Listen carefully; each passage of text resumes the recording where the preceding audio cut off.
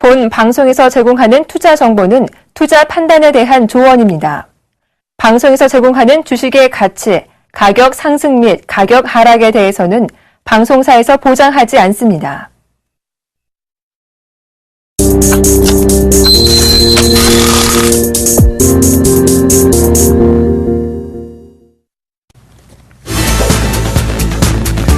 시청자 여러분 안녕하십니까, 정재훈 멘토입니다. 네, 안녕하십니까, 조민규입니다. 조민규 멘토님, 예. 지름신이 강림할 때 멘토님은 어떻게 하시나요? 저는 일단 심화업을 한번 크게 하고요. 이게 진짜 사야 되는 물건인지 생각을 했다가 진짜 사야겠다라고 생각이 들면 좀 확 지르는 편입니다.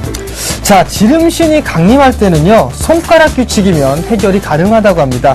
손가락만 사용하면은요, 만져보고 싶다는 욕구를 충족을 하면서도 갖고 싶다라는 욕구는 억제할 수 있다고 하는데 이게 바로 무슨 얘기인지 모르겠어요. 결론은 네. 이렇게 하면 사고 싶은 생각이 안 드는 거죠. 그렇죠. 네. 근데 이 방법이 참 좋긴 좋은 것 같은데 주식시장에서는 사실 쉽게 통하진 않을 것 같습니다. 이 종목이 마음에 든다고 해가지고 손가락으로 이제 말고 클릭을 했다가는 이 종목 저 종목 종목 백화점이 되기가 쉬울 텐데요. 지름심이 강림할 수도 있으니까 투자 전에는 꼭 막상막하 투맨쇼하고 상의 후에 투자하시길 바라겠습니다.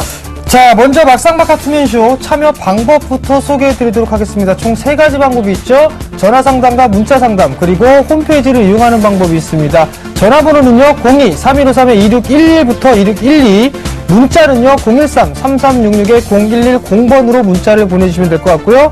마지막으로 홈페이지를 이용하는 방법이 있습니다. 서울경제TV 홈페이지죠. www.cntv.co.kr 종목 상담 신청 게시판을 참고하시면 될 것 같습니다.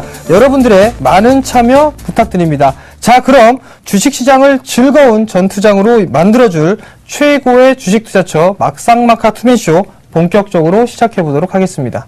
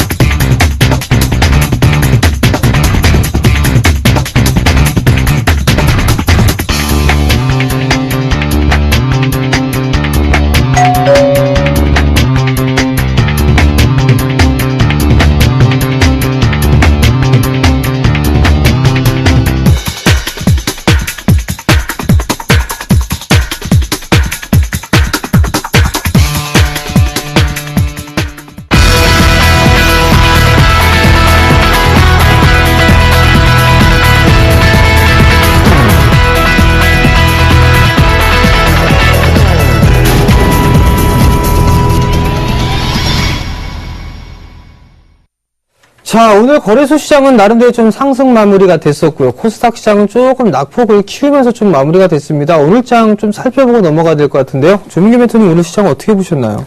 예, 오늘 지난주 같은 경우에 이제 미국 증시가 이제 급락하는 모습을 좀 보여주면서 장 초반에는 약간 좀 우려 섞인 흐름들을 좀 보였습니다. 근데 다행히도 코스피 지수 같은 경우에는 종가상에서 소폭 상승하는 마감을 보였었고요. 코스닥 지수 같은 경우에는 코스닥 시가총액 상위 종목군들 쪽으로 이렇게 좀 매도 물량이 나오면서 좀 하락하는 모습들을 보였었는데 오늘 장을 또 한마디로 정리를 한다고 한다면 낙엽이 지고 이제 돌이 뜨는 장세가 좀 나타나지 않았었나 이렇게 좀 정리를 하고 싶습니다. 첫 번째 이제 낙엽이라는 것은 사실은 좀 가벼운 종목군들이죠. 뭐 게임주라던가 뭐 엔터, 또 바이오 관련주 어떤 미래에 대한 성장성을 토대로 해가지고 주가가 상승을 했었던 좀 가벼운 종목군들이 좀 낙엽과 같은 종목이라고 좀 말씀드릴 수 있겠고요. 돌이 서서히 올라오고 있습니다. 코스피 시장 쪽에서 중대형 대형주 같은 경우 종목군들이 좀 올라오고 있고, 코스닥 시장 쪽에서도 실적 대비 저평가되어 있는 무거웠던 종목군들이 사실은 이제 바닥권에서 서서히 바닥을 탈피하는 모습들을 보여주고 있거든요. 그래서 많이 올랐었고 어떤 미래에 대한 성장성, 그다음에 어떤 정책에 대한 기대감과 수혜에 대한 부분들로 주가가 올랐던 종목군들은 최근 들어서 좀 쉬어가는 모습들을 보여주고 있고, 반면에 시장에서 좀 이렇게 지루하게 좀 갇혀져 있고 바닥권에서 실적보다 좀 저평가되어 있는 기업들이 시장에 좀 올라오고 있는 모습들을 보여주고 있기 때문에 사실상 이제 그런 종목군별의 어떤 순환매가 좀 나타나고 있는 시점이 아닌가 좀 말씀을 드리도록 하겠습니다. 화면을 보시면서요, 미국 시장 지수 한번 좀 살펴보고 가도록 할 텐데요. 첫 번째 이제 화면에 보이시는 지수는 미국 다우존스 지수입니다. 지난주 금요일 날 또다시 한번 신고가를 경신을 하고, 종가 무렵에서는 좀 조정을 받으면서 1% 가까운 좀 하락 모습을 보였었는데, 사실상 이제, 기술적으로 본다라고 한다면 단기적인 좀 지지 구간을 좀 가지고 있습니다. 그래서, 오늘장 같은 경우에는 어느 정도 좀 저점을 잡고, 단기적인, 저점 이후에 이제 단기 낙폭과에 따른 기술적 반등이 좀 나타나지 않을까 좀 예상을 하고 있고요. 반면에 나스닥 지수 같은 경우는 상당히 좀 모습이 좋지 않은 모습을 보여주고 있습니다. 최근 들어서 나스닥 지수 같은 경우에는 고점 돌파에 지속적으로 실패를 하면서 오히려 저점을 이탈하는 모습들을 보여주고 있기 때문에 오늘장에 추가적인 반등이 좀 나타나지 않는다고 한다면 당분간 나스닥 지수는 조금 힘든 모습을 좀 보여주지 않겠나. 단기간으로는 추가적인 하락 또는 박스권 흐름이 좀 예상이 되어지고 있고요. 이에 따라 가지고 우리나라 지수 역시도 당분간은 미국 지수 그다음에 나스닥 지수의 하락에 따른 영향을 좀 받을 걸로 예상을 하고 있는데요. 월요일이니까 이번 주 지수 흐름에 대해서 좀 간략하게 설명을 해드리고 넘어가도록 하겠습니다.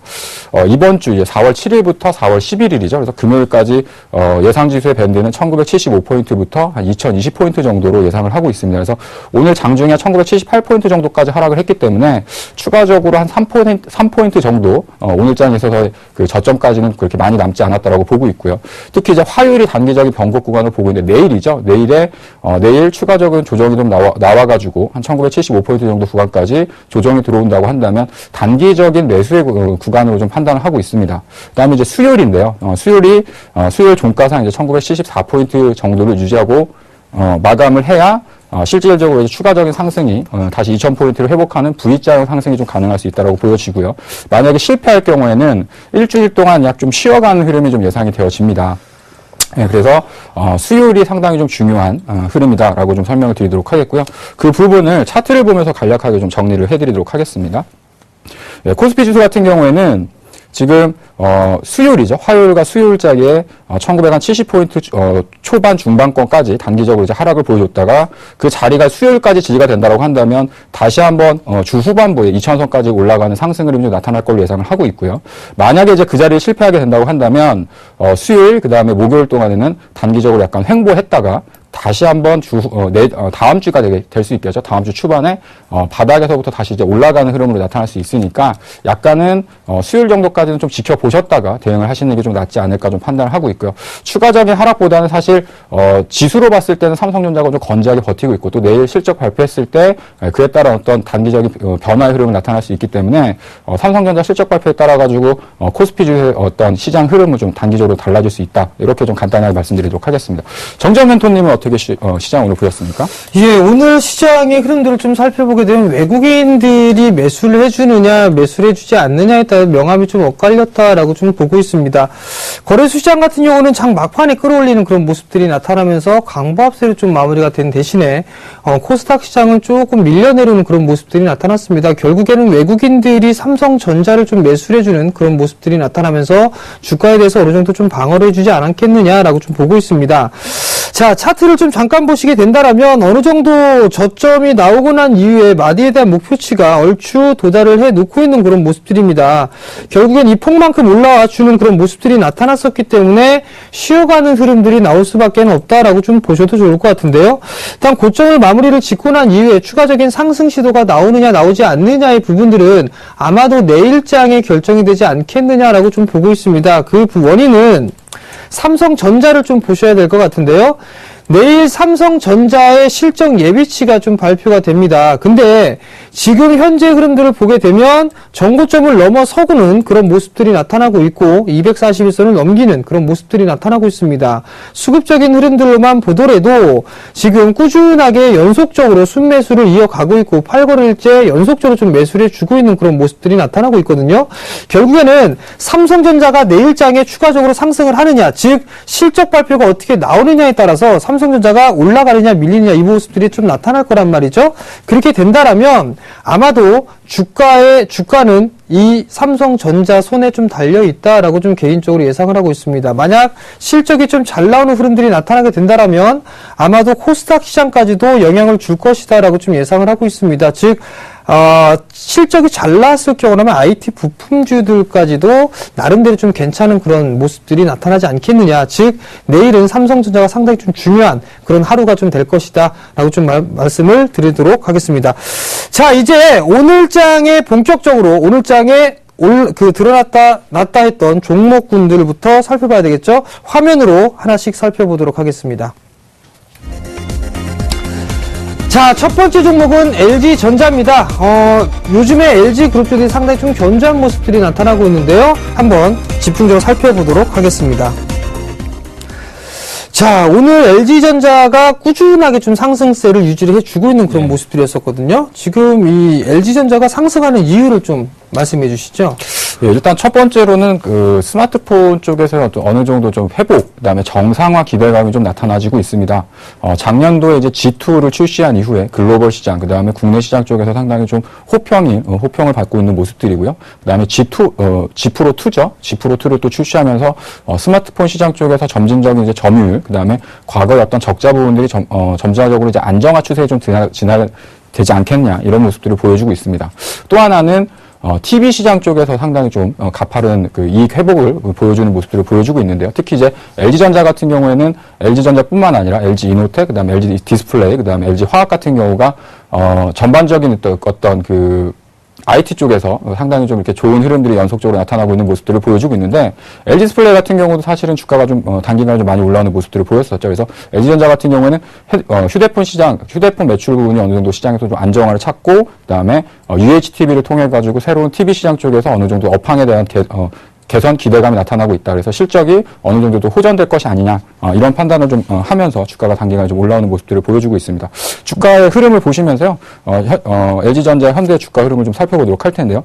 일단 기본적으로 주가가 시장보다 상당히 좀 급격한 하락세를 보여주면서 신용등급이 좀 강등되는 모습들까지 보여주는 형태를 보였었는데 최근 들어서는 하락이 시작됐었던 그 구간대까지 어느 정도 좀 단기간에 좀 올라오는 모습들을 보여주고 있습니다. 그래서 추가적으로 한 7만 원 초반 정도까지는 추가적인 상승이 좀 가능하다고 보여지는데 우리가 이제 코스피 지수를 볼 때도 한 2,000포인트를 심리적인 저항선 뭐 이렇게 말하는 것처럼 LG전자 같은 경우도 일단 7만 원에 대한 부분들은 가격적으로 좀 저항을 받는 구간이 되지 않을까. 단기간에 바닥권에서부터 좀 올라왔던 폭이 있기 때문에 LG전자가 주가가 좋다고 해가지고 추격 매수하시기보다는 7만 원 정도를 다시 한번 재차 돌파하고 추가적인 상승이 가능한지 확인하신 다음에 매수를 한번 판단해 보시는 것도 좋지 않을까 이렇게 말씀드리도록 하겠습니다.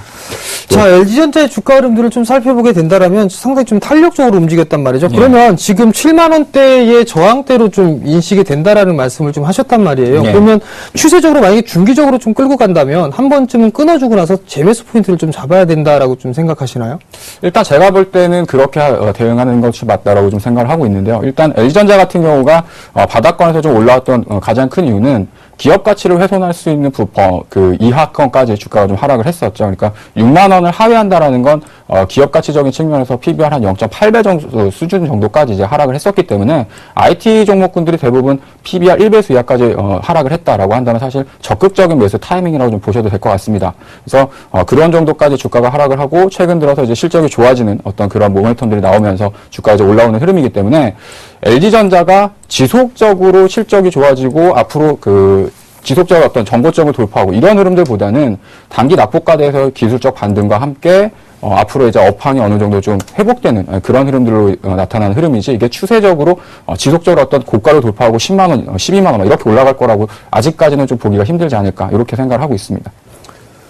자, 그럼 두 번째 좀 살펴보시죠. 일단 두 번째 종목은 네이버인데요.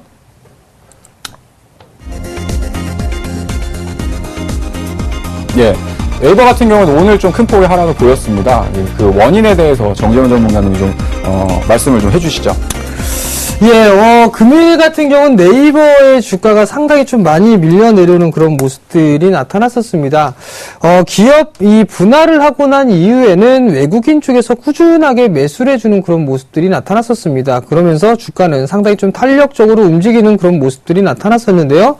그러고 난 이후부터는 외국인 쪽에서의 매도세가 출회가 되기 시작했습니다. 기관 쪽에서 매수를 좀 받아주는 그런 모습들이 나타났었는데 상당히 이 부분들은 좀 역부족이었다라고 좀 보셔도 좋을 것 같습니다. 결국에는 이 주가, 즉 네이버 같은 경우는 선진시장의 주가의 흐름들을 좀 따라가고 있다라는 부분들을 좀 말씀을 좀 드렸었거든요. 결국엔 구글의 주가 흐름들과 함께 좀 봐야 된다라는 부분들을 좀 말씀을 드리고 싶습니다. 지금 이 543달러의 마무리가 좀 됐었는데 기업을 분할을 해주는 이 부분들 때문에 약간의 휩소가 있는 그런 부분들이지만 지금 전날 같은 경우는 4%대가 넘는, 즉 4.7%의 급락이 좀 나왔습니다. 이 부분들 때문에 아마 네이버도 추가적으로 좀 밀리는 그런 모습들이 나타나지 않았느냐라고 좀 보셔도 좋을 것 같습니다. 수급적인 흐름들만 보더라도 외국인 쪽 같은 경우는 정반대로 지금 한 달이 넘는 시간 동안에 계속적으로 매도가 나와주고 있는 그런 모습들이 나타나고 있고, 기관 쪽 같은 경우는 아직까지 이 외국인의 물량을 확보하기엔 다소 좀 무리수가 있다라고 좀 보셔도 좋을 것 같습니다. 결국은 개인 쪽에서도 메인 네이버에 대한 주식을 많이 가지고 있는데요. 자, 차트를 보시게 되면 이 추세대에 대한 부분들, 지지 라인대가 약 121선 자리대에 머물고 있는 그런 모습들입니다. 결국엔 주가가 상승을 해주는 그런 모습들이 나타나고 난 이후에 밀려 내려왔단 말이죠. 그리고 나서 기술적인 반등이 좀 나와주는 그런 모습들이 나타났습니다. 근데 다시 한번 재차 주가가 밀려 내려오는 모습들이 나타나줬기 때문에 아마도 추가적으로 밀리는 모습들이 나타날 겁니다. 즉 주가는 72만원에서 살짝 하회하는, 즉 121선 자리대까지가 오게 된다면 어느 정도 하방 경직은 좀 보일 겁니다. 결국 하방 경직을 보이고 난 이후에는 어느 정도 바닥이 나올 수 있는 그런 모습들이 나타날 수 있다. 그렇기 때문에 71만원짜리, 이 72만원짜리 때 지지 라인대를 좀 확인을 해봐야 된다라고 좀 보고 싶고요. 그리고 실적적인 측면이나 이런 모멘텀적인 부분들로 봤을 때는 아마도 바닥을 다지고 난 이후에 추가적인 상승 시도는 충분히 좀 나올 수 있다라고 좀 생각을 하고 있습니다. 그러니까 단기적으로 좀 접근하셨다면 좀 보유를 해보는 전략이 좀 유리하지 않겠나 싶습니다. 만약에 조민규 멘토님이라면 네이버 매수를 신규로 접근해도 된다라고 좀 보십니까? 저 같은 경우에 사실 이제 네이버 같은 경우에는 단기적인 시세는 어느 정도 마무리됐다라고 좀 생각을 하고 있습니다. 아까 말씀하셨던 것처럼 추세적으로 고점이 나온 다음에 지속적인 고점 돌파가 실패한 종목 같은 경우에는 그 뒤에서부터는 사실 매수로 가담하기보다는 좀 관망하는 게 좀 낫다라고 보고요. 지금 현재 이제 매수를 기다리셨던 분들 같은 경우에는 사실 다른 종목군들 쪽으로 새롭게 시세를 만들어내는 종목군들이 많이 있거든요. 그래서 뒤쪽 시세 뒤안길에 서시는 것보다는 새로운 시세를 만들어가는 종목군들 쪽으로 좀 관심을 갖는 게 좀 낫지 않을까 좀 말씀드리도록 하겠고, 만약에 좀 보유를 하고 계신 분들이라고 한다면 어느 정도 추가적인 그 매수를 통해 가지고 혹은 저점 매수를 통해 가지고 반등이 들어올 때 어느 정도 좀 비중을 줄여놓는 것도 하나의 방법일 수 있다. 이렇게 좀 정리해드리도록 하겠습니다. 자, 그럼 오늘의 핫 키워드 세 번째 살펴보도록 하겠습니다. 자, 세 번째 핫 키워드는 파트론입니다. 최근에 IT 부품주들이 상당히 좀 양호한 그런 주가 흐름들을 보이고 있는데요. 한번 상승의 원인을 살펴보도록 하겠습니다. 자, 파트론이 세 번째 키워드인데요. 예. 요즘에 이 갤럭시 S5 좀 조용하단 말이에요. 예. 근데도 주가가 오르는 이유는 뭘까요?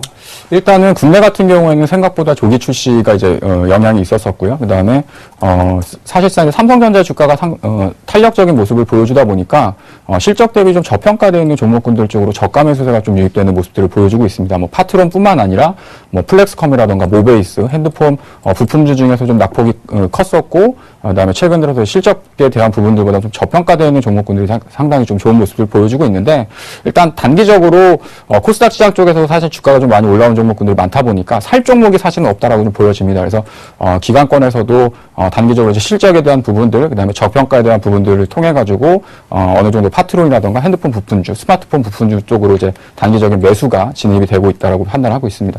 정재현 전문가님 어떻게 보세요? 마찬가지로 저가 매수가 좀 유입이 되지 않는가 싶습니다. 삼성전자의 실적 예비치가 상회할 것이다라는 전망이 속속들이 좀 나와주고 있는 그런 모습들이거든요. 그러면 결국엔 IT 부품주들 쪽도 실적이 좀 돌아서지 않겠느냐라는 모습들이 좀 나타나고 있는 것 같습니다. 거기에 따라서 기술적인 좀 반등의 흐름들이 좀 나오고 있는데, 특히나 이 거래를 연속적으로 기관 쪽에서 좀 대량으로 매수를 해준 부분들이 특이한 부분들이다라고 좀 보셔야 될 것 같습니다. 좀 잠깐 화면을 좀 보시게 되면 이 파트론의 매출액에 대한 전망과 주가 추이입니다. 매출액에 대한 부분들은 꾸준하게 늘어나고 있는 그런 모습들이 전개가 되고 있는데, 주가는 지속적으로 밀려내려는 그런 모습들이 나타나고 있습니다. 결국 매출은 증가하는 그런 부분들이 있기 때문에 주가에 대해서 너무 많이 밀렸다라는 저가 매수가 유입이 되지 않았나라고 좀 생각을 하고 있고요. 그러면 좀 더 추가적인 상승 시도는 좀 더 이어질 수 있다. 즉 삼성전자의 실적 발표로 인해서 이 파트론도 추가적인 상승 시도는 좀 나올 수가 있다라고 좀 보셔도 좋을 것 같고요. 다음 부분들을 좀 보시게 된다면 사업 부분에 대한 매출 추이를 좀 보셔도 좋을 것 같습니다. 전 사업 부분들의 이 사업이 고루 발전을 해 나가고 있는 그런 모습들이 나타나고 있고, 감소가 되는 그런 모습들보다는 꾸준하게 좀 성장을 해 나가고 있는 그런 모습들이 나타나고 있기 때문에 아마도 저가 매수가 조금 더 이어지는 그런 모습들이 나타나지 않겠느냐라고 좀 보고 있습니다. 결국엔 파트론 이 한 종목을 보는 게 아니라 IT 부품주들, 특히나 태블릿 PC에 대한 관련되어 있는 그런 종목군까지도 함께 엮어서 보는 전략이 상당히 좀 중요하겠다라고 좀 말씀을 드려보도록 그럼 이제 하겠습니다. 파트론 같은 경우에는 지금 네. 단기적으로 주가가 대략 한 저점에서부터 한 20% 정도 올라왔거든요. 그러면 지금이라도 주식을 좀 편입을 못 사신 분들 같은 경우에는 좀 편입을 해야 된다라고 좀 보십니까? 아니면 어떻게 좀 매매에 대한 전략을 좀 짜는 게 좋다라고 판단하고 계세요? 잠깐 좀 차트를 보시게 된다면, 수급적인 부분들을 좀 잠깐 보시게 되면 이거를 연속적으로 상당히 좀 많은 매수 물량이 좀 유입이 됐었습니다. 그렇다는 얘기는 전날 같은 경우 지금 52만 주 가까이 좀 매수가 들어왔고, 오늘 같은 경우 15만 주 가까이가 매수가 좀 들어와 주는 그런 모습들이었었거든요. 결국에는 하락 추세대를 벗어난 그런 모습들이기 때문에 추가적인 상승 시도는 좀 충분히 나올 수 있다라고 좀 보고 있습니다. 결국엔 지금 자리대에서는 약간 좀 무리수가 있다라고 손치더라도 14,000원대 후반, 초반권역이죠. 14,500원권역 이하에서 매수를 하게 된다면 나름대로 이 16,000원대에서 16,500원대 이 자리대까지는 단기적인 접근이 좀 가능하다라고 좀 생각을 하고 있는데요. 이거 물어보신 이유를 보니까 예. 어떻게 생각하시나요? 일단 저 같은 경우에는 반등 시에 좀 매도 관점으로 접근하는 게 맞다라고 생각을 하고 있습니다. 일단 실적 대비 저평가되어 있는 건 분명히 하지만, 일단 지금 파트론이 하고 있는 사업 영역 자체라던가 이런 부분을 볼 때 약간 좀 경쟁이 좀 심화되는 모습들을 보여주고 있거든요. 그래서 단기적인 눌림목에서 추가적인 반등은 나올 수 있겠지만 추세적인 상승으로 전환됐다, 이렇게 판단하기 좀 어렵다고 생각을 하고 있고요. 그래서 지금 현재 어떤 파트론이라던가 낙폭과대에 따른 그 반등을 이용해가지고 올라오는 스마트폰 부품주 같은 경우에는 약간 좀 박스권 트레이딩 매매 전략으로 좀 대응하는 게 맞지 않을까, 이렇게 생각을 하고 있습니다. 자, 이렇게까지 지금까지 오늘의 특징 종목에 대해서 좀 살펴봤고요. 이제 우리 멘토들의 수익률 점검에 좀 나서봐야 되겠죠? 화면으로 수익률 확인해 보도록 하겠습니다. 4월 7일 월요일 막상막하 투맨쇼 포트폴리오 수익률 확인해 보도록 하겠습니다. 먼저 정재훈 멘토의 포트폴리오입니다. 사마 네트워크스 목표가를 2,000원에서 2,300원으로, 손절가를 1,300원에서 1,750원으로 상향 조정해 주셨습니다. 또한 한국정보통신 손절가를 5,800원에서 6,300원으로 상향 조정했고요. DNF 손절가를 1,500원에서 12,000원으로 상향 조정을, P&E 솔루션은 내일장 8,700원에 매도 의견 주셨습니다. 수정된 포트 전략 잘 확인하시기 바랍니다. 다음은 조민규 멘토의 포트폴리오입니다. 오늘장 LIG ADP 0.53% 상승 마감하면서 현재 4.4% 수익률 기록하고 있고요. LMS 목표가를 기존 24,000원에서 25,500원으로 상향 조정해 주셨습니다. 네 종목 모두 보유 의견 주셨습니다. 오늘장 막상막하 투맨쇼 멘토별 포트폴리오 수정사항입니다. 나무노 멘토가 포트폴리오를 수정해 주셨는데요. 쌍용차 목표가를 기존 10,000원에서 12,000원으로 상향 조정해 주셨습니다. 시청자 여러분의 착오 없으시길 바랍니다. 이번에는 포트폴리오 수익률 베스트입니다. 오늘장 수익률 베스트 2위는 나무누멘토의 쌍용자가 16.6%로 선두 자리를 차지하고 있고요. 3위는 조민규멘토의 LMS가 15.7%를 기록하며 3위 자리를 굳건히 지키고 있습니다. 4위는 정재훈멘토의 DNF가 11.5%를, 5위는 김용주멘토의 이라이콤이 10.4%를 기록하고 있습니다.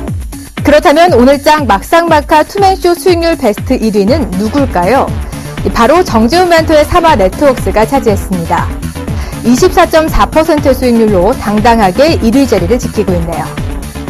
마지막으로 누적 수익률 베스트입니다. 1위는 역시 정재훈 멘토, 우리의 기대를 저버리지 않았습니다. 38.9%로 1위를 기록하고 있고요.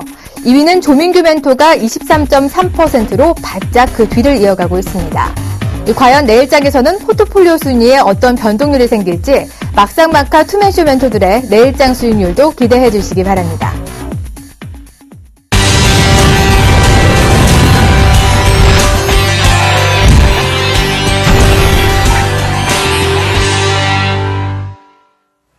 자, 여러분들께 언제나 든든한 히든카드가 되어줄 종목 추천 시간입니다. 그 전에 제가 가지고 있는 포트폴리오 점검부터 진행을 해드리도록 하겠습니다. 자, 화면을 보시게 되면 시퍼런 게 하나가 있습니다. 매도 의견이 좀 나왔죠.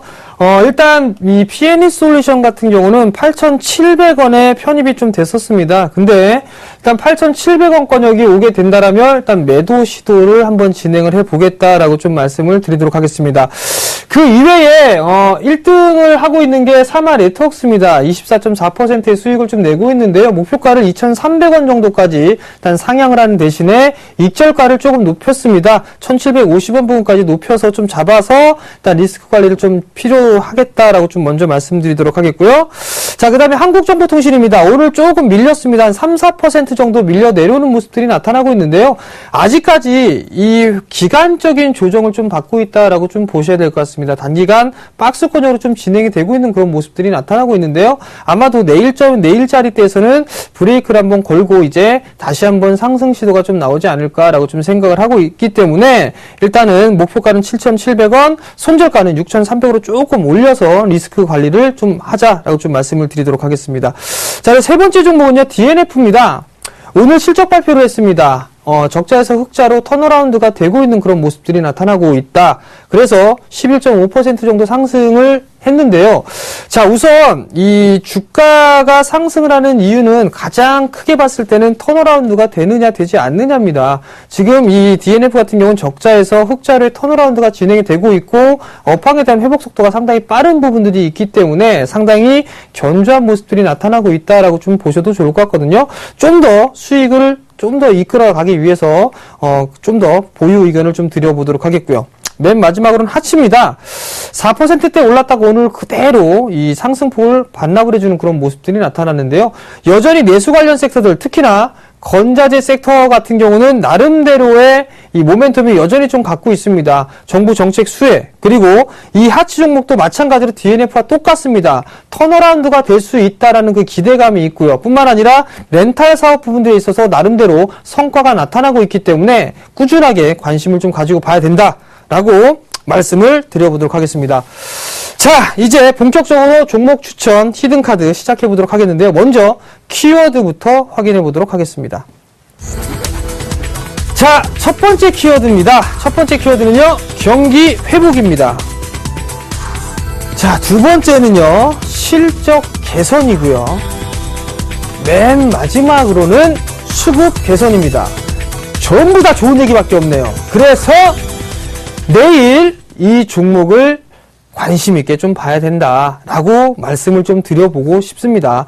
자, 우선적으로 이 경기 회복. 근데 사실 경기 회복이 되면 어떤 종목 다 올라가는 건 사실입니다. 근데 상승이 어느 섹터 혹은 어느 종목이 더 클 것이냐라는 부분에 좀 포커스를 맞추셔야 될 것 같은데요. 제가 오늘 들고 나온 종목이 나름대로 이 상승폭이 좀 더 크지 않을까라고 생각을 하고 있습니다. 자, 그러면 종목 추천 히든카드, 종목이 바로 무엇인지는 화면을 보면서 확인해 보도록 하겠습니다. 자, 우선 종목 추천 히든카드는 두산 인프라코어입니다. 참 말 많고 탈 많았던 그런 종목이었었죠. 자, 이제 본격적으로 하나씩 살펴보도록 하겠습니다. 자, 두산인프로코어 같은 경우는 마찬가지입니다. 두산그룹주들이 초반에 작년 말에서 올해 초까지는 유동성에 대한 얘기들이 좀 상당히 많았었습니다. 근데 이 두산그룹주 같은 경우는 상당히 적극적으로 유동성에 대한 리스크를 좀 관리를 해주면서 그 부분들에 있어서는 꾸준하게 말끔하게 해소를 해놓고 있는 그런 상황들입니다. 근데 두산인프로코어 같은 경우를 보게 된다면 중국에 대한 이 지표가 개선이 돼야지만 나름대로 성장을 할 수 있다라는 부분들을 포커스 좀 맞추실 겁니다. 물론 맞습니다. 3월 제조업 지표가 나름대로 좀 바닥을 치고 개선이 되는 그런 모습들이 나타나고 있습니다. 그러한 모습들 때문에 중국 시장이 돌아서는 게 아니냐라는 생각을 하고 있을 것이고요. 그 다음에 미니 경기부양책까지 발표를 했죠. 거기 이렇게 하면서 나름대로 이 중국 시장들이 돌아서는 그런 모습들이 나타날 수 있을까라는 기대감이 일단은 형성이 되고 있는 그런 상황들입니다. 근데 지금 제가 보고 이 화면에 보시게 되면 유럽에 대한 제조업 가동률 추이를 보실 필요가 있을 것 같습니다. 지금 대부분의 이 유럽 국가들을 보시게 된다면 제조업에 대한 가동률 추이가 상당히 급격하게 밀려내렸다가 다시 상승 2012년도 정도까지는 상승했다가 다시 하락을 해주는 그런 모습들이 나타나고 있습니다. 결국엔 가동률의 추이는 꾸준하게 다시 바닥을 치고 상승으로 돌아서고 있다라는 얘기, 즉 제조업에 대한 가동률이 돌아서고 있다라는 얘기는 경기가 회복이 되고 있다라고 보셔도 좋을 것 같습니다. 그렇기 때문에 지금 이 유럽에 대한 제조업주의, 가동률 추이는 좀 유심히 볼 필요성이 있는데 왜 그런지는 다음 화면들을 좀 보시면서 말씀을 좀 드려보도록 하겠습니다. 자, 유럽의 공작기계에 대한 수입 추이를 보시게 되면 마찬가지입니다. 2012년도에 바닥을 치고 난 이후에 다시 한번 성장을 해주는, 즉 수입에 대한 추이가 늘어나고 있다라는 얘기입니다. 늘어나고 있다라는 얘기는 두산인프라코어에게는 나름대로 매출에 대한 증가 부분들이 나타날 수가 있기 때문에 긍정적인 요인으로 작용을 할 수 있다라고 좀 보셔도 좋을 것 같고요. 이러한 일들로 실적에 대한 개선폭은 늘어날 수 있다라고 좀 보셔도 좋을 것 같습니다. 다음 화면을 보시면 G2 엔진이라고 있는데요. 두산인프라코어에서 새로 개발한 엔진입니다. 근데 이 엔진 같은 경우 보게 되면 유로존에 대한 환경 기준에 충족시키는 그 엔진을 좀 개발했습니다. 우선 자회사인 밥캣이 있죠. 밥캣 같은 경우는 일본의 엔진을 썼었는데요. 자연스럽게 이 G2 엔진으로 교체가 될 부분들이 있을 거고요. 그 다음에 지금 현재 환경에 대한 이 규제 부분들을 충족시켰기 때문에 유로존 쪽이라든가 이 수출에 대한 부분들 증가할 것으로 예상을 하고 있습니다. 엔진 사업부들 같은 경우는 적자가 났었는데요. 다시 이 G2 엔진에 수출을 하면서 다시 흑자로의 턴어라운드가 좀 기대가 된다라고 좀 보셔도 좋을 것 같습니다. 결국엔 제조업이 살아나면서 수출 물량이 늘어나고 거기에다가 공작기계 부분들까지 늘어나고 있는 그런 모습들 뿐만 아니라 G2 엔진을 개발을 하고 난 이후에 신흥국 쪽, 그 신흥국뿐만이 아니라 선진시장 쪽에 개척을 할 수 있는 그런 부분들이기 때문에 충분히 상승을 할 수 있는 모멘텀으로 좀 작용을 할 수 있다라고 좀 보셔도 좋을 것 같습니다. 자, 다음 부분들을 좀 보시게 되면 밥캣의 분기별 실적 추이를 보실 수가 있을 겁니다. 예전 이 과거에 이 밥캣을 비유했을 때 승자의 저주 뭐 이런 표현들을 좀 많이 했었습니다. 밥캣 같은 경우를 보시게 되면 실적이 좀 상당히 안 좋은 그런 모습들이 나타났었습니다. 근데 지금 밥캣이 새롭게 변하고 있죠. 턴어라운드로 돌아서고 난 이후에 꾸준한 매출 그리고 영업이익률이 점진적으로 상승을 해 나가고 있다는 얘기입니다. 즉 항상 실적을 깎아먹었던 그 밥캣에서 이제 벗어나서 성장을 하고 있다라는 부분들, 이 부분들로 놓고 봤을 때는 두산인프로코어의 충분한 시너지 효과를 좀 발휘를 할 수 있을 것이다 라고 좀 보셔도 좋을 것 같습니다. 자, 밥캣을 보고 난 다음엔 바로 넘어가서 미국의 건설 지출액 추이를 좀 보셔야 되겠죠? 건설 지표가 상당히 좀 괜찮게 나타나고 있습니다. 그렇다면 건설 지출액에 대한 추이가 늘어난다라는 얘기는 많이 건설 쪽에 많이 돈을 쓰고 있다라고 좀 보셔도 좋겠죠. 그렇다면 밥캣 같은 경우도 자연스럽게 실적이 증가가 되는 효과를 발휘를 할 수가 있다라는 부분들입니다. 건설 지출액에 대해 증감률을 보게 되면 꾸준하게 상승을 하고 있는 그런 상황들이기 때문에 충분하다라고 좀 보셔도 좋을 것 같고, 마지막 부분들을 보게 되면 건설 기계 시장 규모에 대한 추이도 꾸준하게 우상향을 하고 있다. 즉 두산인프라코어는 중국 시장뿐만이 아니라 선진 시장까지도 충분히 수혜를 받을 수 있는 그런 기업이다 라고 말씀을 드려보도록 하겠습니다. 자, 그럼 차트를 보시면서 말씀을 드려보도록 하겠습니다.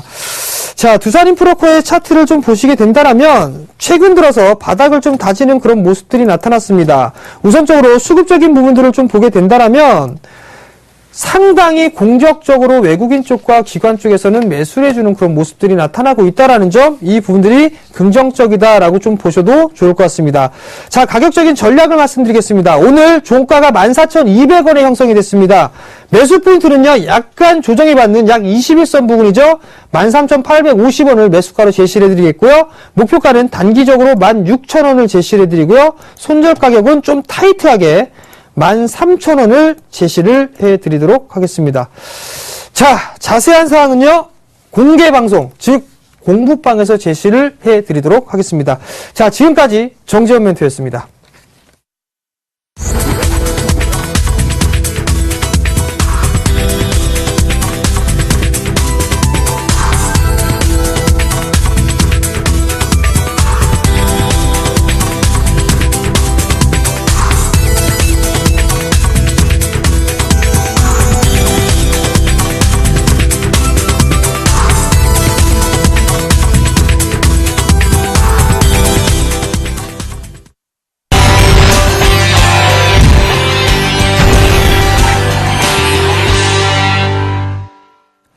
예, 내일 또 다시 이 히든카드 역할을 해준 저 조민규 멘토의 히든카드 추천 종목은 과연 무엇일까요? 기업에 대한 부분을 소개시켜드리기 전에 일단 기존의 제 포트폴리오 종목부터 살펴보도록 하겠습니다. 첫 번째로 유니테스트가 2% 정도 상승을 하고 있고요. 그다음에 LNS가 1위권의 수익률을 좀 기록을 하다가 최근에 3위권까지 좀 쉬어가는 흐름을 보여주고 있습니다. 삼성엔진은 약 1.3%, 그다음에 LG ADP가 4.4% 정도 상승하는 모습을 보여주고 있는데요. LMS하고 LIG ADP의 주가 흐름을 간략하게 좀 살펴보면서 AS의 종목을 말씀드리도록 하겠습니다. 첫 번째 이제 LIG ADP부터 살펴보도록 할 텐데요. 예, 지금 현재 주가의 흐름을 보시면 대략 한 4,500원 정도에서 4,700원 정도까지 살짝 올라온 모습을 보여주고 있습니다. 지난주 같은 경우에 LIG ADP에서 BOE, 중국의 BOE에서 330억짜리 추가적인 수주가 이제 발생을 했습니다. 그래서 올해 같은 경우에 작년 대비해가지고 수주의 규모로 본다고 한다면 한 절반 정도치를 채워놓은 것으로 예상을 하고 있고요. 그에 따라가지고 실적에 대한 부분들이 후반기로 갈수록 점점 더 좋아질 거로 예상을 하고 있는데요. 현재 주가 위치를 본다라고 한다면 단기적으로 이제 박스권 하단부로 어느 정도 좀 지지를 하고 있고 대략 4,600원 정도 수준으로 올라가고 이후서부터는 대략적으로 그 이평선들에 대한 저항대를 이제 돌파를 해놨습니다. 그래서 1차적으로 5,000원 구간까지는 1차적인 상승이 좀 가능하지 않을까 이렇게 판단을 하고 있고요. 추가적으로 5,000원을 넘어간다고 한다면 5,300원에서 직전 고점이었던 5,500원 정도 수준까지도 충분히 추가적인 상승이 가능하다. 이렇게 좀 말씀을 드리도록 하겠습니다. 그다음에 LNS를 좀 살펴보도록 할 텐데요. 최근 LMS 같은 경우에는 상당히 좀 주가가 급등을 했었죠. 그래서 23,700원, 제가 첫 번째로 제시해드렸던 24,000원대의 목표가를 소폭 좀 도달을 못하고 약간 좀 쉬어가는 흐름을 보여주고 있는데요. 상당히 양호한 조정을 받고 있다라고 좀 생각을 하고 있습니다. 그래서 그 목표에 대한 주가를 25,500원까지 좀 추가적으로 좀 상향 조정을 하도록 하겠고요. 첫 번째는 LMS 같은 경우는 스마트폰 부품, 그다음에 태블릿 PC 관련주 중에서 가장 좀 선봉에 나서면서 지속적인 어떤 신고가 돌파 흐름을 보여주고 있었고요. 주봉의 모습이 상당히 좀 양호한 흐름을 보여주고 있는데요. 주봉 같은 경우에도 세 번의 양호의 상승을 보여주고 그 이후에 약간 하루 정도 이렇게 좀 쉬어가는 모습을 보여주고 있기 때문에 추가적으로 조정이 나왔을 경우에 한 22,000원 초반 정도 혹은 22,000원대를 소폭 하회한다고 한다면 오히려 저가 매수 관점으로 접근하시는 것도 좋지 않을까 이렇게 말씀드리도록 하겠습니다. 자, AS는 여기까지 좀 마무리 듣도록 하겠고요. 내일장에 우리를 기쁘게 해줄 종목 추천 히든카드 키워드를 좀 살펴보도록 하겠습니다. 네, 첫 번째 키워드는요. 네, IT 플러스 유통 더하기 바이오입니다. 네, 두 번째는 신성장 동력. 네, 세 번째는 전약 후 강. 이렇게 세 가지 키워드를 말씀을 드리도록 할 텐데요. 예, 첫 번째 키워드 IT, 많은 분들이 아시는 단어라고 생각을 합니다. 그다음에 유통, 어렵지 않은 단어죠. 그다음에 추가적으로 이제 바이오까지 하나의 기업에서 이 세 가지 사업을 하고 있는 회사입니다. 두 번째는 신성장 동력이죠. 그래서 앞서 말씀드렸던 기존의 어떤 IT, 그다음에 유통, 플러스 최근에 어떤 그 이슈가 되고 있는 바이오 산업까지 추가적으로 인수를 하면서 앞으로 새로운 매출, 그다음에 실적에 대한 외형 성장이 가능해질 수 있는 기업으로 선정을 했습니다. 세 번째는요. 올해 상반기보다 올해 1분기, 2분기보다 3분기, 4분기가 더욱더 좋을 종목이고 올해보다는 내년이 더 기대될 수 있는 기업이라서 전략 후강이라고 이런 키워드를 제시해 드렸는데요. 이 세 가지 키워드에 부합하는 종목은 화면을 보시면서 공개를 해드리도록 하겠습니다. 네, 제가 선택한 내일장 히든카드 추천 종목은 리노스입니다. 리노스라는 기업에 대해서 좀 잠시 설명해 드리도록 할 텐데요. 리노스 역시 제가 실질적으로 이제 기업 탐방을 하고 회사 담당자분들하고 어떤 앞으로의 그 성장 동력 이런 부분도 좀 살펴봤습니다. 첫 번째, 리노스가 이제 무슨 기업인가 궁금하신 분들이 많으실 텐데 어떤 테마주를 좀 매매하시는 분들 같은 경우에는 기업 속에 리노스 하면 아마 철도 테마 뭐 이렇게 기억하시는 분들 많으실 것 같아요. 사실상 리노스는 철도 테마주가 아니다라는 걸 이 방송을 통해 가지고 아마 알게 되실 것 같습니다. 첫 번째, 사업적인 영역을 좀 살펴보도록 할 텐데요. 첫 번째, 이제 IT 부분에서는, 국가재난안전통신망, 그래서 정부 쪽하고 연계된 사업을 하고 있고요. 아마 이제 많은 분들이 생각하실 때, 열차무선 통신, 뭐 이런 쪽하고 이제 과거에 수주받았던 측면들이 있었기 때문에, 많은 분들이 이제 철도 관련주, 뭐 이렇게 생각을 하고 계신 것 같아요. 하지만 실질적으로, 리노스가 지금 가장 많은 매출에, 그 다음에 돈을 벌고 있는 사업부는, 두 번째 보이는 F&B 사업부입니다. 그래서, 캐주얼백인 어떤 그 이스트백, 그 다음에 브랜드로 볼 수 있는 그 키플링과 같은 부분에서 실질적으로 유통을 해가지고 돈을 많이 벌고 있고요. 새로운 신성장 동력이라고 할 수 있는 이제 드림 CIS라는 회사를 인수를 하면서 바이오 쪽으로도 새롭게 진출하려는 모습들을 보여주고 있는 기업입니다. 두 번째로 이제 IT 부분에 대해서 좀 간략하게 설명을 드릴 텐데 앞서 말씀드렸던 것처럼 철도하고는 전혀 연관이 없다라고 할 수는 없지만 사실상 뭐 철도 사업이 많다고 해가지고 리노스가 사업이 잘 되거나 매출이 급격하게 늘어나는 구조는 아니거든요. 그래서 리노스가 하고 있는 IT 사업은 상당히 좀 간단한 사업을 하고 있습니다. 이 모토로라 무전기인데요. 그러니까 우리가 생각하는 통신, IT 이렇게 생각을 하면 스마트폰 뭐 이런 부분들을 많이 익숙하게 알고 계실 텐데 리노스가 하고 있는 사업은 뭐냐면 무전기 있죠, 무전기. 무전기를 모토로라에서 수입을 해가지고 국내 이제 정부라던가 혹은 뭐 경찰청, 그다음에 뭐 소방서 이런 쪽, 그러니까 광급 공사를 통해 가지고 이제 그런 유통 사업을 하고 있고요. 이런 설비에 대한 부분이라던가 이제 솔루션 사업을 영위를 하고 있습니다. 옆에 보시는 부분 이제 매출에 대한 부분인데 작년 같은 경우는 2012년도 비해 가지고 IT 부분의 매출 자체가 한 절반 정도로 이렇게 좀 감소하는 모습을 보였었고 이익도 상당히 좀 낮은 수준으로 이제 적용을 하고 있죠. 그래서 올해 하반기 때 서서히 그다음에 올해 전체적으로 예년 수준 정도는 어느 정도 IT 쪽도 회복을 할 걸로 기대를 하고 있고요. 두 번째 이제 F&B 사업이라는 것인데요. 그래서 패션 앤 브랜드. 그래서 패션과 브랜드를 통해 가지고 이제 유통 사업을 하고 있습니다. 예, 옆에 보시면 이제 뭐 키플링, 뭐 이스트백 이런 가방과 같은 상품들을 이제 유통하는 사업을 하고 있는데 예, 보시는 것처럼 매출액이 한 700억, 600억 가까이 나고 있고요. 그다음에 이익도 마찬가지로 한 50억 정도 이렇게 나고 있는 회사. 그래서 실질적으로 과거에는 이 두 가지를 가지고서 사업을 했었는데 새로운 신성장 동력을 이제 탑재를 했습니다. 이 CRO라는 CRO를 하고 있는 드림 CIS라는 이제 지분을 인수를 했는데요. 뭐 CRO에 대한 부분들은 간략하게 말씀드리면 우리가 이제 바이오 쪽이나 어떤 신약을 개발할 때 임상 시험을 하잖아요. 임상 시험을 대체해가지고 아웃소싱해가지고 하는 그런 간단한 기업이다라고 보시면 될 것 같아요. 그래서 바이오 같은 경우에는 사실 뭐 신약을 개발하거나 어떤 투자가 많이 진행되지만 이 드림 CIS 같은 경우에는 어떤 투자라던가 R&D 비용이 들지 않고 그 만들어진 어떤 그런 부분을 통해서 실질적으로 임상을 통한 매출을 발생할 수 있는 기업이다라고 보시면 될 것 같아요. 그래서 CRO 시장 지속적인 어떤 상승세를 보여주고 있고 국내 쪽에서도 매출 점유율이 한 40% 정도 차지하고 있는 1등 기업을 인수를 했다. 이렇게 보시면 될 것 같습니다.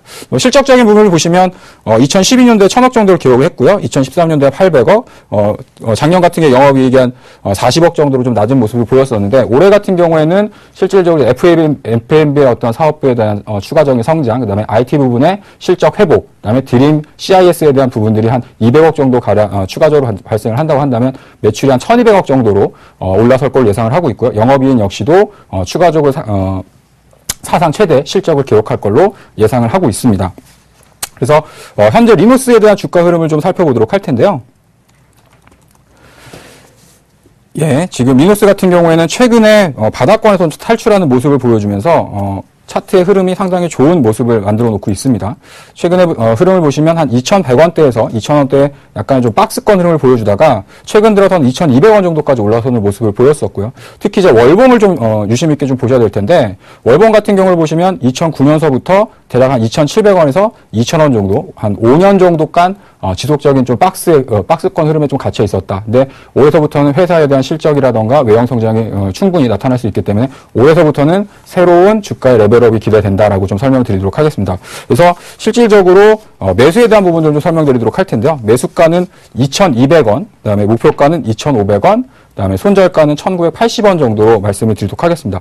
시간이 촉박해가지고 제가 이제 이 기업에 대한 부분들을 탐방까지 갔다 왔는데 자세하게 좀 설명을 못 드렸거든요. 그래서 이번 주 수요일이죠. 서울경제TV 수요일 날 제가 출연하는 대박플러스 시즌2에서 조민규 멘토의 이제 발로 뛰는 주식 투자에서 리누스를 탐방했을 때 어떤 생생한 영상과 함께 기업 탐방하는 과정 그리고 추가적인 설명을 진행하도록 하겠습니다.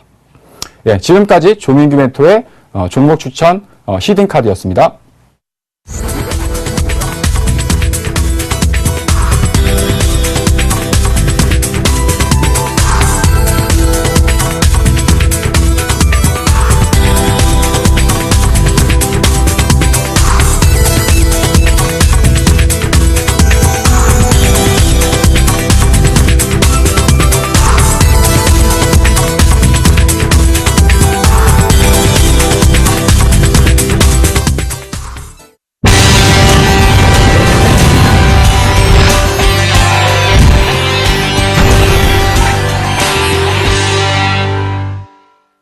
자, 지금부터 종목 상담 좀 빨리 진행해 보도록 하겠습니다. 자, 전화번호는요, 02-3153-2611-2612번이고요. 문자는 013-3366-0110번이니까요. 많이들 참여해 주시기 바랍니다. 자, 그럼 전화 받아보겠습니다. 여보세요? 여보세요? 네, 안녕하세요. 예, 안녕하세요. 네, 어떤 네. 종목이 궁금해서 전화 주셨어요? 네네. 신성홀딩스인데요. 신성홀딩스요? 네. 네, 매수가하고 비중 좀 말씀해 주세요. 11,000원이고요. 네. 비중은 15%요. 15%요? 네네. 매수하신 이유가 있으신가요, 혹시? 이 회사가 네. 안정성이 있고, 네. 앞으로 성장할 거라 그래가지고 추천을 받아가지고 했거든요. 네, 근데 우선, 굉장히 네. 오래 걸리네요. 신성홀딩스 같은 경우는 주가가 성장을 하게 되면 꾸준하게 상승을 해주는 게 좋거든요. 네. 근데 이제 신성홀딩스 같은 경우는 차트를 좀 보시게 되면 상장을 하고 난 이후에 7,000원대까지 밀려 내려왔었습니다. 네. 그리고 난 이후에 추세가 상승 추세대로 현재 진행이 되고 있는 그런 과정이거든요. 근데 이제 전고점 오늘 이 3월 3일날 11,550원짜리 때의 고점 자리대가 상장을 했을 때 고점 자리대에 부딪히면서 조정을 좀 받았습니다. 네. 그리고 난 이후에 지금 최근에 저점에 대한 이탈이 없는 상황들이에요. 그리고 아직까지 추세를 유지를 해주고 있는 그런 모습들이 나타나고 있거든요. 네. 자, 우선 기술적인 흐름들로 보게 되면 만약에 9,900원짜리대가 미탈이 되는 모습들이 나타나게 되면 아마도 조금 더 밀려 내려올 거예요. 약 한 9,400원 정도 때까지 밀려 내려올 수가 있을 것 같거든요. 네. 근데 이 자리대에서는 굳이 매도를 하실 필요성은 없을 것 같습니다. 일단 부동산 가치만 해도 상당 부분 좀 되거든요. 빌딩을 좀 3개 정도를 보유를 하고 있기 때문에. 그리고 지금 최근에 홀딩스 주식들이 좀 나름대로 괜찮게 움직이고 있단 말이에요. 그러니까 전략을 15%에 11,000원에 갖고 계신다고 말씀을 하셨어요. 네. 일단은 9,400원 정도 때까지는 좀 열어놓고 보시고요. 만약에 그 자리 때까지 밀려 내려오게 된다라면 한 10% 정도 더 추가 매수를 한번 해보세요. 네. 추가 매수를 하셔가지고 목표가는 1차적으로 매수가 정도인 11,000원 정도를 좀 잡으시면 괜찮을 것 같거든요. 그리고 그 자리대가 넘어가게 되면 한 13,000원 정도까지는 될 거예요. 그러면 15%니까 11,000원에서 9,400원 정도 하게 되면 한 1,300원, 1,400원 정도 평단가가 될 것 같거든요. 네. 그러면 11,000원에 오게 되면 추가 매수했던 물량을 매도를 하시고 나머지 물량 한 13,000원 정도까지는 보시면 괜찮을 것 같네요. 예. 네. 감사합니다. 네, 성공 투자하시고요. 예. 자, 예, 여보세요? 여보세요? 예, 두 번째 종목 상담 여보세요? 네네. 예, 어떤 종목 궁금하시죠? 네, 안녕하세요. 저기 한국승제요. 한국 선제요? 네네. 아, 매수하신 가격은 얼마에 매수를 하셨어요? 3,200원에 15%입니다. 아, 3,200원에 15%? 네. 예, 어떤 관심 있게 보셨던 이유가 좀 있으신가요? 아니, 어쩌다 보니까 이게 예. 지금 제가 갖고 있은지 보유한 지가 좀 됐습니다, 시간이. 아, 좀 되셨어요? 3,200원에 매수를 하셨으면 좀 많이 오래되셨네.